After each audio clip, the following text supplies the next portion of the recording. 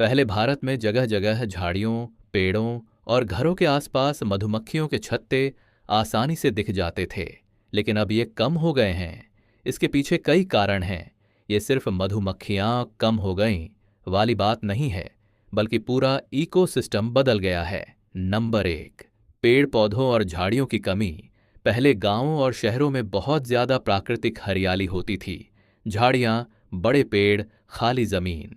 अब अर्बनाइजेशन, शहरों का फैलाव और कंस्ट्रक्शन के कारण ये जगहें खत्म हो गईं। मधुमक्खियों को छत्ता बनाने के लिए सुरक्षित और शांत जगह चाहिए, जो अब कम मिलती है। नंबर दो, फूलों की वैरायटी कम हो गई।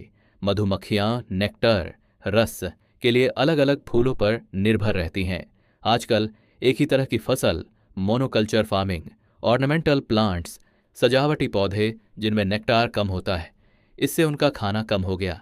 नंबर तीन, कीटनाशकों, पेस्टिसाइड्स का ज्यादा इस्तेमाल। खेती और घरों में इस्तेमाल होने वाले केमिकल्स मधुमक्खियों के लिए बहुत खतरनाक हैं।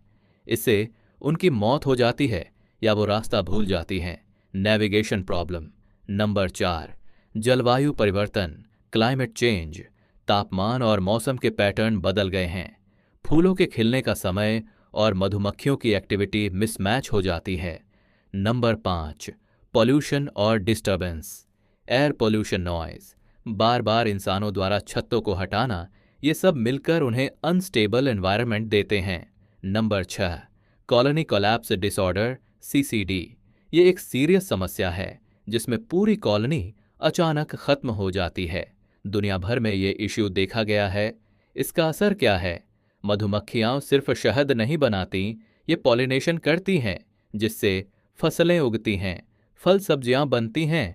अगर ये कम होती गईं तो फूड प्रोडक्शन भी प्रभावित होगा। क्या हम कुछ कर सकते हैं? घर के आसपास लोकल फूल वाले पौधे लगाओ, पेस्टिसाइड्स कम इस्तेमाल करो, पानी का छोटा सोर्स रखो, छत्ता दिखे तो उसे न तोड़ें जब तक खतरा न हो।